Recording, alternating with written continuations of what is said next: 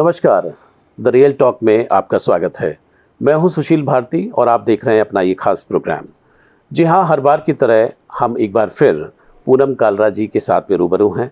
और पूनम कालरा जी, मैं जैसा कि बता दूं कि वो एक बहुत ही शानदार मोटिवेशनल स्पीकर हैं, ऑथर हैं और आज हमारे इस स्टूडियो में एक बार फिर हमारे साथ हैं। तो आइए चलते हैं कि आज का मुद्दा क्या है, जानते हैं पूनम कालरा जी से। पूनम जी, आपका बहुत बहुत स्वागत है हमारे स्टूडियो में। नमस्कार। नमस्कार जी। आज का जो मुद्दा है पूनम जी, थोड़ा सा सेंसिटिव मुद्दा है जो मैं लेने जा रहा हूँ। Life, balance between life and life partner. आज जो समय है वो कॉर्पोरेटाइजेशन का समय है। आज मेटलिस्टिक लाइफ है। आज हर व्यक्ति जो है जीवन में आगे बढ़ना चाहता है। तो उसमें कहीं ना कहीं जब व्यक्ति किसी के साथ शादी करता है तो उस एक तरफ उसका अपना जीवन होता है और एक तरफ लाइफ पार्टनर के साथ जीवन जुड़ता है। तो इनके साथ में जो कॉम्बिनेशन है, जो इसके साथ में एक तालमेल है, वो कई बार नहीं बन पाता। तो आज हम इस मुद्दे पर बात करेंगे। तो आपके अनुसार अगर यंग कपल है तो क्या उसको करना चाहिए और किस तरीके से उनको अपने जीवन को आगे लीड करना चाहिए जिससे कि उनका जीवन भी बचा रहे और लाइफ पार्टनर के साथ में संबंध भी अच्छे रहे? एक तो हर मैन को पहले ये सोचना चाहिए कि मेरी वाइफ एजुकेटेड हो जी। क्योंकि आप जितना मर्जी, अगर कोई जॉब करता है, जितना मर्जी अर्न करता हो, उसकी सैलरी फिर भी कम पड़ती है। तो अगर उसका पार्टनर एजुकेटेड है, लड़की एजुकेटेड है, तो वो भी जॉब करेगी और लाइफ बहुत ही इजी निकलेगी जी। ये मैं वो बोल रही हूँ जो मैं सोसाइटी में देखती हूँ। जी। बिल्कुल। तो आप ये कह रहे हैं कि जो आपका पार्टनर है वो एजुकेटेड होना चाहिए, दोनों तरफ से है एक तरीके से। तो अब तो ये बात तो हो गई कि चलिए एजुकेशन उनके पास बहुत अच्छी है और आपने उनके साथ शादी कर ली। लेकिन कई बार ये भी होता है कि जब आप जीवन में कुछ करने की कोशिश करते हैं तो एक अंडरस्टैंडिंग भी बहुत ज़रूरी होती है। तो अंडरस्टैंडिंग आपस में बनी रहे उसके लिए क्या करना? देखो, अंडरस्टैंडिंग तो अगर वाइफ भी जॉब करती है और हस्बैंड भी जॉब करता है तो ऐसा नहीं है कि हस्बैंड को कुछ भी घर का कोई काम उसको नहीं करना पड़ेगा या कुछ नहीं करना पड़ेगा। कि वो उस केस में हो सकता है कि अगर उसकी वाइफ होम मेकर है तो ठीक है, वो कुछ नहीं करता तो वो सब कुछ करती है। लेकिन अगर वो भी जॉब करती है तो उसको घर के सारे कामों में कोई भी कुछ जो भी उनको मिल बांट के करने पड़ते हैं। क्योंकि जैसे वो सुबह से शाम बाहर रहता है वैसे वो भी सुबह से शाम बाहर रहती है। तो वो भी मशीन तो है नहीं एकदम से कि सुबह भी करे, सारा दिन भी करे, रात को घर आके भी काम करे। नहीं, ऐसा नहीं हो सकता। उसको हस्बैंड को हेल्पफुल रहना पड़ेगा हर घर की हर उसमें। बिल्कुल। पूनम जी, कई बार एक सोच जो है हमारी रूढ़िवादी सोच भी काम करती है। जैसे माता जी जो हैं वो बेटे को ये समझाती हैं कि तुम मत करना, तुम ये नहीं करना, या ऐसे रखना, या पत्नी को ऐसे रखना चाहिए। देखिए हमारे समय में ये होता है। तो ये सब भी बातें हमारे भारतीय समाज में चलती हैं। आपको क्या लगता है कि जो इस तरह की जो सोच है वो किस तरह का इम्पैक्ट डालती है कि दोनों के रिलेशन में? सबसे बड़ी बात तो जो लड़का है वो बच्चा थोड़ी है कि उसको मदर कहे कि तू ये कर, वाइफ के साथ तू ऐसे कर, तू ऐसे कर। अरे उसका अपना दिमाग है कि उसको क्या करना चाहिए। जी। उसकी मदर की वो कदमों पे ऐसे थोड़ी चल सकता है। 4 साल का बच्चा थोड़ी है कि मदर जो कह रही है वो वैसे करे। नहीं नहीं, उसको अपना दिमाग यूज करना चाहिए और जो उसको ठीक लगे वो करना चाहिए। उसको वाइफ की साइड भी पूरी लेनी चाहिए। जी। सारी माताएं सुन लीजिए, जितनी माताएं भी सुन रही हैं कि प्लीज जो आपकी बहू है वो भी एक इंसान है, तो अपने बेटे को उसकी हेल्प करने दीजिए। जी बिल्कुल। कई बार ये भी है कि जब व्यक्ति बाहर जाता है, बड़े काम करता है, तो कई बार परेशान भी होता है, कई बार सारी चीज़ें होती हैं। कई बार ऐसा भी सामने आया है कि पत्नी को समय नहीं दे पाता पुरुष जो है। तो उसमें कई सारी जो कॉम्प्लिकेशंस हैं, कई बार इस तरह की शिकायतों से ये सिलसिला शुरू होता है और जो कहीं ना कहीं बहुत आगे तक भी लीड कर जाता है। तो ये जो समय ना देना पुरुष का कई बार घातक भी हो जाता है। देखिए, उस केस में वाइफ को अंडरस्टैंडिंग बहुत ज़्यादा होना चाहिए। अगर वो अपने हस्बैंड को अंडरस्टैंड ही नहीं करती तो वो उसके साथ कैसे रह सकती है। अगर वो काम करता है, कुछ करता है, तो वो घर के लिए कर रहा है ना, तो उसकी वाइफ को तो अंडरस्टैंड करना ही चाहिए, बिल्कुल करना चाहिए। अगर नहीं करती तो फिर अपनी लाइफ खराब करेगी, फिर दिक्कत जो है वो उसी को परेशानी होगी। जी बिल्कुल। एक तरफ जैसे कि आज का विषय है कि एक तरफ अपना जीवन है। अपना जीवन के अंदर जब मैं कह रहा हूँ तो कोई भी पुरुष जब वो बड़ा होता है जिस माहौल में पलता है, बढ़ता है, उसका अपना स्कूल के फ्रेंड्स होते हैं, उसके अपने कॉलेज के दोस्त होते हैं, बहुत सारी चीज़ें होती हैं। तो कहीं न कहीं उनके अपने प्राइवेट मोमेंट भी होते हैं, दोस्तों के साथ एंजॉय करना है कई बार इस तरह की भी डिमांड आती है कि पत्नियाँ ये कहती हैं कि भाई तुम्हारा चाहे कॉलेज का दोस्त हो, चाहे जो भी हो, लेकिन मैं वहाँ पर ज़रूर रहूँगी। तो आप इस केस में क्या कहना चाहती हैं कि एक तरफ उसका अपना जीवन भी है और एक तरफ आपका लाइफ पार्टनर के साथ भी जीवन है, तो how to make a balance? देखिए, अगर आपका हस्बैंड ये चाहता है कि मैं जा रहा हूँ अपने फ्रेंड्स के साथ जा रहा हूँ और उनकी भी वाइफ्स हैं और तू भी साथ चल, तो well and good, first class. लेकिन अगर हस्बैंड अपने फ्रेंड्स के साथ अकेले जा रहा है और वो नहीं चाहता कि उसकी वाइफ जाए, तो उसकी वाइफ को बिल्कुल नहीं जाना चाहिए। जबरदस्ती क्यों जाना चाहिए? नहीं जाना चाहिए, बिल्कुल बिल्कुल जबरदस्ती नहीं करना चाहिए, बिल्कुल नहीं। बिल्कुल। कि आपकी भी तो अपनी रिस्पेक्ट है, वो आपको मना कर रहा है और आप कह रहे हो कि नहीं। अरे वो अपने फ्रेंड्स के साथ जा रहा है, आप अपने फ्रेंड्स के साथ जाओ, आपको क्या फर्क पड़ रहा है? आपकी भी तो फ्रेंड्स हैं। क्या ये दूसरे केस में भी लागू है कि वाइफ की अगर दोस्त हैं, उनकी सहेलियां हैं, अगर वो एंजॉय करने के लिए जाना चाहती हैं, तो क्या उसमें भी ये लागू है? नहीं, बिल्कुल। अगर वो अपनी फ्रेंड्स के साथ जाना चाहती है तो बिल्कुल उसके हस्बैंड को परमिशन देनी चाहिए। और परमिशन का क्या मतलब कि वो उससे पूछे किस लिए कि मतलब कि मैं जाऊं कि नहीं जाऊं। उसको बताना चाहिए कि मैं अपनी फ्रेंड्स के साथ जा रही हूँ, ना कि ये करना चाहिए कि मैं अपनी फ्रेंड्स के साथ जाऊं या नहीं। बिल्कुल गलत है। बिल्कुल उसको बताना चाहिए कि आज मैं अपनी फ्रेंड्स के साथ जा रही हूँ। ये निर्णय उसका होना चाहिए। यस, बेस्ट तरीका है जीने का। सारी वाइफ, जितनी वाइफ सुन रही हैं, जितनी लड़कियां सुन रही हैं, कभी भी हस्बैंड से पूछना नहीं होता आपने कि मैं जाऊं। मतलब जब आप ये कहते हो ना कि मैं वहां पे जा रही हूँ, मैं चली जाऊं, तो आप अपने हस्बैंड को 2 ऑप्शन दे रहे हो कि वो यस भी कर सकता है और वो नो भी कर सकता है। और जब आप उसको बोलते हो कि मैं अपनी फ्रेंड के साथ जा रही हूँ, तो उसके पास नो का ऑप्शन ही नहीं है। बिल्कुल बिल्कुल। तो ये भी एक अच्छी बात है कि नो का ऑप्शन उसके पास नहीं है। गलत भी नहीं है ना, कुछ गलत नहीं। आप अपनी फ्रेंड के साथ जा रहे हो, बिल्कुल। फ्रेंड के साथ कहाँ चले जाते हैं लोग? लंच कराएंगी, कॉफी शॉप चली जाएंगी, मॉल चली जाएंगी, कहाँ इससे ज़्यादा और क्या होगा? बिल्कुल और? बिल्कुल ठीक कहा आपने। अच्छा, एक चीज़ और भी कि जब बच्चे हो जाते हैं, और ख़ास तौर पे अब मैं थोड़ा आना चाहता हूँ कि जब छोटे बच्चे होते हैं तो दोनों का मोह होता है बच्चों के साथ में, वो पढ़ाते हैं, लिखाते हैं। लेकिन जब बच्चे थोड़े बड़े होने शुरू हो जाते हैं तो कई बार बहुत सारे जो लाइफ पार्टनर हैं तो वो बच्चों के अंदर इतना ज़्यादा इन्वॉल्व हो जाते हैं कि वो अपना जीवन भूल जाते हैं। और कई बार बच्चे जो हैं वो इतने निष्ठुर हैं कि वो उन फीलिंग्स को नहीं समझ पाते। तो ऐसी स्थिति में आप क्या कहना चाहते हैं?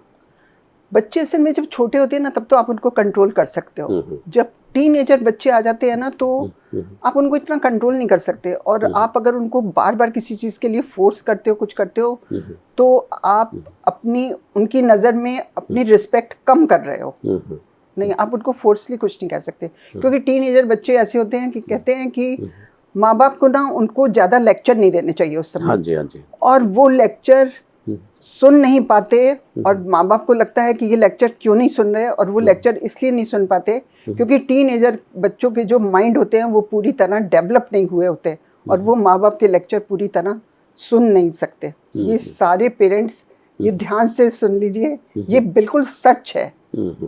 बिल्कुल, कि वो सुन नहीं पाते हैं, और क्योंकि उनका माइंड डेवलप नहीं हुआ होता ना, तो वो पूरे लेक्चर माँ बाप के वो नहीं सुन पाते। ये बिल्कुल फैक्ट है, इसमें बच्चों की कोई गलती नहीं है। बिल्कुल। तो ऐसी स्थिति में आप क्या सजेस्ट करती हैं कि जब बच्चे टीनेजर हैं तो बच्चों का भी अपना एक जीवन है, उनका भी अपना एक फ्रेंड सर्कल शुरू हो सकता है, और आपने पूरी ज़िंदगी भर मेहनत की है, काम किया है, अपने आप को आपने होम किया है, तो आप अपने पार्टनर के साथ में किस तरह का समय बिता सकते हैं? आप मैनेज करिए ना टाइम। जैसे बच्चे आधा दिन तो आपको पता है स्कूल रहते हैं आजकल, आधा दिन स्कूल रहते हैं, फिर उसके बाद घर आते हैं, उनकी ट्यूशन्स है, एक्टिविटीज़ है, कितना सारा दिन बच्चे वैसे ही बिजी रहते हैं। आप कहाँ कोई हर समय बच्चों के साथ थोड़ी आगे पीछे घूमते रहते हो? नहीं घूमते। बच्चे आपको बहुत टाइम देते हैं कि आप अपना टाइम स्पेंड कर सकते हो। उस चीज़ से थोड़ा डिटैच होकर के बिल्कुल आप अपने जीवन को फिर दोबारा जो है प्लान। बिल्कुल, आपने कहीं जाना है और बीच में आप 1-2 घंटे का टाइम निकाल के बीच में 11-12 बजे कॉफ़ी शॉप चले जाओ, 1-1.5 घंटा अपना आराम से बिताओ। उसके बाद आप अपने काम पे चले जाओ। वाइफ है, घर आती है तो घर आ जाए, काम पे जाती है तो लोग मैनेज कर लेते हैं, कुछ मुश्किल नहीं है। बिल्कुल। पूनम जी, आज जो समय है वो बहुत ही बदलाव से गुजर रहा है समय। कई बार ऐसा होता है कि जो वाइफ की जो जॉब है उसमें जो बॉस हैं या उनका काम का प्रेशर इतना ज़्यादा है कि वाइफ कई बार लेट नाइट भी आती हैं, यानी कई बार उसकी नाइट शिफ्ट भी होती हैं, और वहाँ पर कई बार जो है पुरुषों के साथ में कई सारी दिक्कतें देखी गई हैं। वो कई तरह के संदेह शंकाओं से घिरे रहते हैं, कई सारी चीज़ें हैं उनको लेकर के वो कह नहीं पाते। तो ऐसी स्थिति में एक लाइफ पार्टनर के साथ में कैसे बैलेंस बैठाया जाए? मुझे लगता है कि जब वाइफ जॉब करती है ना, जो मुझे लगता है, मैं अपना ओपिनियन आपको बता रही हूँ, वो ना एक टाइम फिक्स कर ले और जहाँ पर भी वो जॉब करती है उनको बोल दे कि मैं 6 बजे के बाद नहीं रुक सकती या मैं 7 बजे के बाद नहीं रुक सकती, ये मेरी पर्सनल लाइफ है और आप प्लीज़ इसे समझने की कोशिश करिए।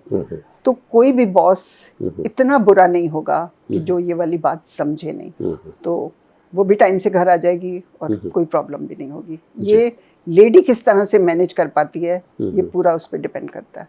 जी, एक चीज़ और पूनम जी, चूँकि हम लाइफ पार्टनर की बात कर रहे हैं, तो लोग हमारे भारतीय समाज में जब जॉइंट फैमिली होती है तो उसमें कुछ चीज़ें तो देखी जाती हैं कि भाई लड़की बहुत अच्छी हो, पढ़ी लिखी हो, लड़का भी अच्छा कमाता हो, ये सब हो।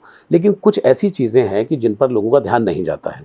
मसलन कि जब प्रेगनेंसी का पीरियड है तो प्रेगनेंसी के दौरान एक वाइफ को किस तरीके से सहेजना है या किस तरीके से उसको सपोर्ट करना है। बड़े सारे मेल मेंबर जो हैं या लड़के हैं तो उनको अंदाज़ा नहीं होता, उनको इस तरह की नॉलेज नहीं होती है, और उसमें वो अपेक्षा करते हैं कि भाई ये तो जो घर में जो मदर है या जो मदर इन लॉ है वो सब देख ही लेंगी, ऐसा अंदाज करके लगा के चला जाता है। आप क्या कहना चाहती हैं कि शादी से पहले आप जब एक जीवन के अंदर जा रहे हैं तो आप अपने लाइफ पार्टनर का ख्याल रखेंगे, तो क्या इन सब बातों की भी जानकारी उसे होनी चाहिए? इन सब बातों की जानकारी कि जब उसकी शादी हो रही है, वो इतना बड़ा है कि एक आदमी की शादी हो रही है तो उसको ये सब कुछ तो पता ही है ना कि मेरी शादी होगी, मेरी वाइफ प्रेग्नेंट होगी, मुझे उसको देखना पड़ेगा, डॉक्टर के पास जाना है। तो नेचुरल है कि वाइफ चाहती है कि मेरा हस्बैंड मेरे साथ डॉक्टर के पास जाए, ये हर वाइफ चाहती है और हर हस्बैंड को जाना चाहिए साथ में। और अगर कोई प्रॉब्लम है, कुछ है, तो वो एक अलग बात होती है, लेकिन वैसे तो जाना चाहिए और लोग जाते भी हैं। मैंने तो ऐसे कभी नहीं देखा कि जी, बिल्कुल वो मैनेज करते हैं। हाँ, शायद मैं जिस सोसाइटी में रहती हूँ मैंने ऐसे ये प्रॉब्लम नहीं देखी।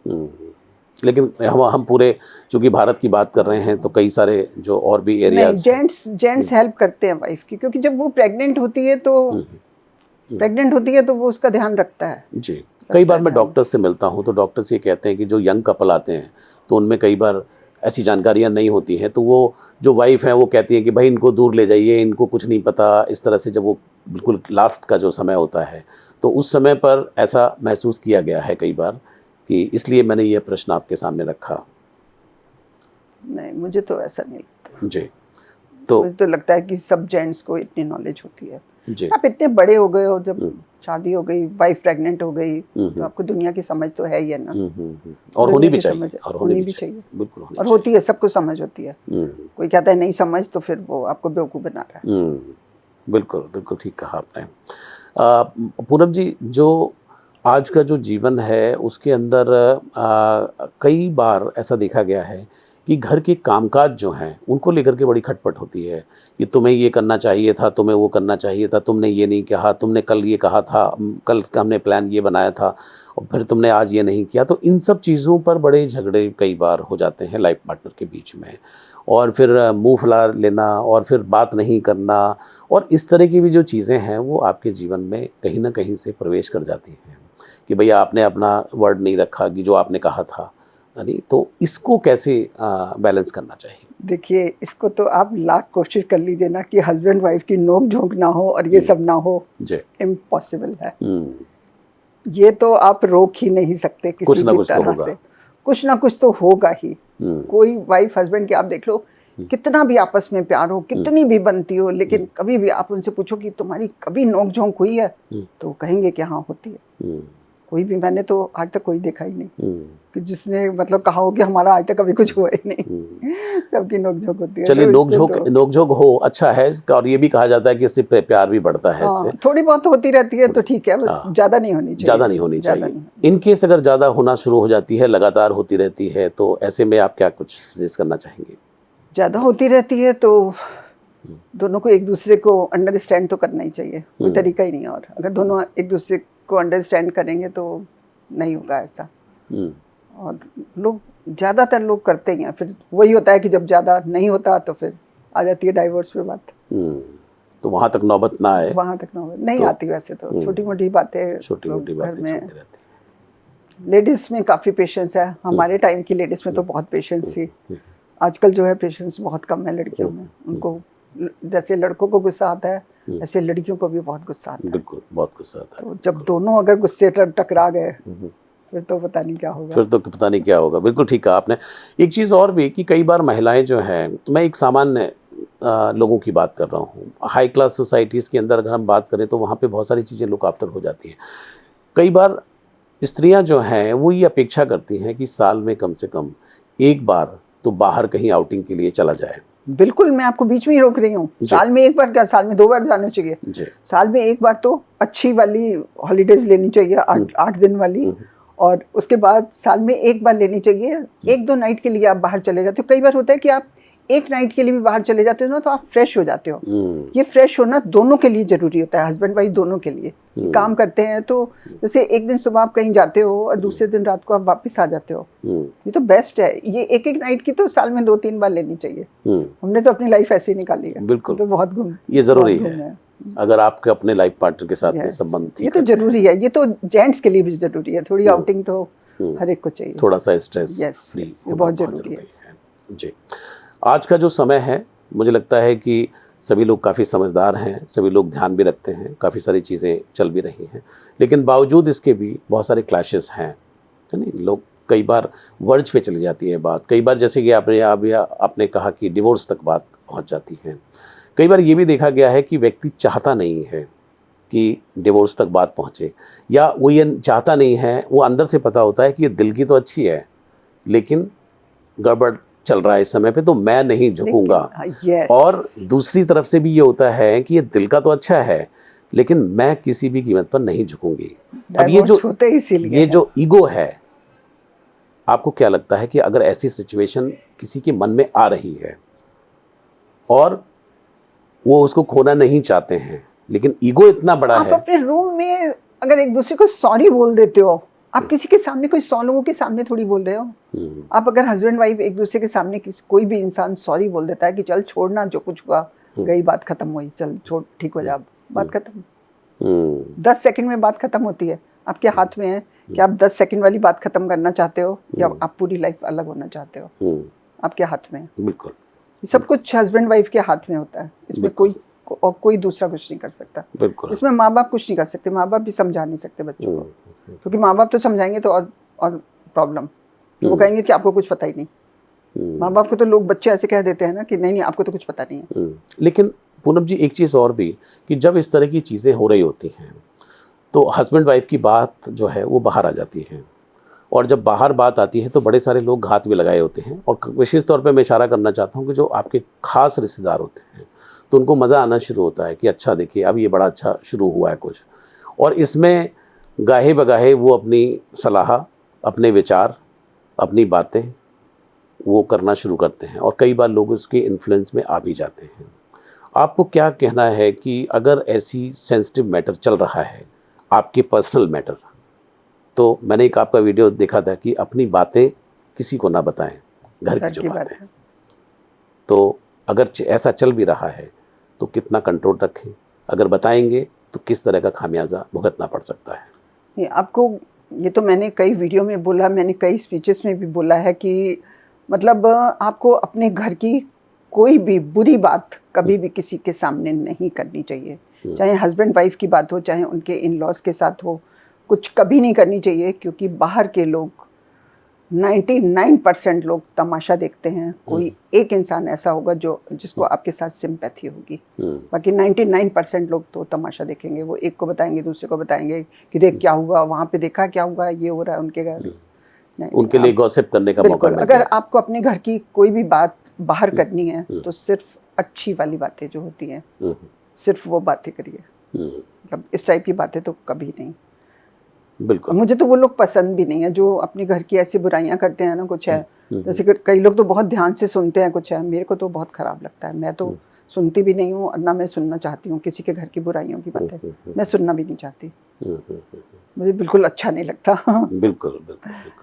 बहुत बढ़िया। तो पूनम जी, आज का जो ये हमारा मुद्दा है कि लाइफ और आपके लाइफ पार्टनर के साथ में किस तरीके से बैलेंस बनाया जाए। कई बार अरेंज मैरिज भी हैं, कई बार लव मैरिजेस भी हैं, ज़्यादातर आज लव मैरिजेस हो रही हैं और आजकल पेरेंट्स भी ओपन अप हैं और बच्चे तो आजकल कर ही रहे हैं कि भाई अपने मन से वो अब चुनाव करते हैं और उसके बाद जीवन बिताना चाहते हैं। लेकिन लास्ट में जीवन में कहीं पे भी ये छोटी मोटी नोक-झोंक चलती रहती हैं, लेकिन कोई बड़ी बात ना हो तो उसके साथ जीवन जो है बड़े आसानी से कटे। तो बस लास्ट आप एक टिप्स हमें बताइए कि शांति से सुखपूर्वक आप अपने जीवन को कैसे एक उठान दे सकते हैं और उस झगड़े में नहीं पड़ें कि जिसकी वजह से घर खराब होते हैं। देखिए, ये बात मैं पहले भी बहुत बार बोल चुकी हूँ जी। कि आपके हस्बैंड में जो भी कमियां हैं उसे आंखें बंद करके एक्सेप्ट कर लीजिए और उसकी जो अच्छी बातें हैं हमेशा दिमाग में वो रखिए। और हस्बैंड भी अपने वाइफ की जितनी कमियां हैं उस सबको एक्सेप्ट कर ले और उसकी अच्छी बातें हमेशा दिमाग में रखे, तो उनका आपस में कभी कोई प्रॉब्लम नहीं होगी। और आप सोचिए, आप ये सोचिए कि पूरी दुनिया में कोई भी इंसान परफेक्ट नहीं है। कोई कितना भी अच्छा है, कितना भी अच्छा है, फिर भी उसमें कोई ना कोई बुराई जरूर होगी, मतलब ये हो ही नहीं सकता। और दूसरा, कोई इंसान कितना भी बुरा है, कितना भी बुरा है, तो भी उसमें कोई ना कोई अच्छी बात जरूर होगी। तो आप एक दूसरे में अच्छी बातें ढूंढिए, आपकी कभी कोई प्रॉब्लम नहीं होगी। जी बिल्कुल बिल्कुल, बहुत बढ़िया आपने बात कही और मुझे लगता है कि सारा कुछ जो है आपने इस पूरे एपिसोड को समेट दिया कि आपके अगर हस्बैंड में कुछ कमियां हैं तो उसको एक्सेप्ट कर लीजिए, अच्छी बातें ध्यान में रखिए। अगर वाइफ में कुछ कमियां हैं तो उसको एक्सेप्ट कर लीजिए और अच्छी बातें ध्यान में रखिए और इसी तरीके से जो जीवन है वो आपका एक बेहतर जीवन होगा और जो तमाम बैलेंस करने की बात कर रहे हैं वो अपने आप ही स्वतः बैलेंस हो जाएगा। और जो खुशियां आपको अपने घर में अपने हस्बैंड वाइफ बच्चों से अपनी फैमिली मेंबर से मिलती है ना, वो खुशियां आपको कहीं से नहीं मिल सकती। बिल्कुल, ये भी तोड़ की बात कही आपने कि वो खुशियाँ कहीं से भी आपको नहीं मिल सकती हैं। पूनम जी, आपका बहुत बहुत शुक्रिया, बहुत बहुत धन्यवाद कि आपने इतने महत्वपूर्ण और इतने जटिल विषय पर आपने अपने विचार रखे और बहुत ही मुझे लगता है कि आपने बड़े सटीक तरीके से आपने बताया कि उसका हल क्या हो सकता है। क्योंकि लोग बड़ी बड़ी बातें करते हैं, उसके लिए हीलिंग सेशन ले रहे हैं, कोई कुछ कर रहा है, कोई कुछ दवा दारू कर रहा है, तो उसका कोई फ़ायदा नहीं। सुशील जी, मैं काउंसलिंग भी करती हूँ। जी बिल्कुल। बहुत बढ़िया। नहीं, मुझे लग रहा है कि आप ज़रूर और बहुत अच्छी आप काउंसलर रहेंगी। अगर कोई इस तरह का काउंसलिंग करती हूँ, बहुत अच्छे लोगों की मैंने काउंसलिंग की हुई है। बिल्कुल बिल्कुल बिल्कुल बिल्कुल, क्योंकि आपने बड़ी तोड़ की बातें कही हैं और अगर मुझे भी कुछ लगेगा तो मैं ज़रूर आपके साथ रिकमेंड करूँगा। तो श्रोताओं, ये थे पूनम कालरा और जिस तरीके से उन्होंने तोड़ की बात बताई, आपने पूरी चर्चा हमारी सुनी है। अगर आपके जीवन में भी इस तरह की कोई कॉम्प्लेक्सिटी है, अगर आपके रिलेशनशिप में कुछ ना कुछ कहीं गड़बड़ है और आप अपने जीवन और अपने लाइफ पार्टनर के साथ में जो जीवन है उसके साथ अगर आप एक संतुलन नहीं बना पा रहे हैं, तो मुझे लगता है कि ये एपिसोड आपके काम का है और आप अपने जीवन को बेहतर बना सकते हैं। आज के लिए इतना ही। अगली बार पूनम जी के साथ में मैं किसी और मुद्दे के साथ हाजिर रहूँगा। अब लेता हूँ इजाज़त। नमस्कार।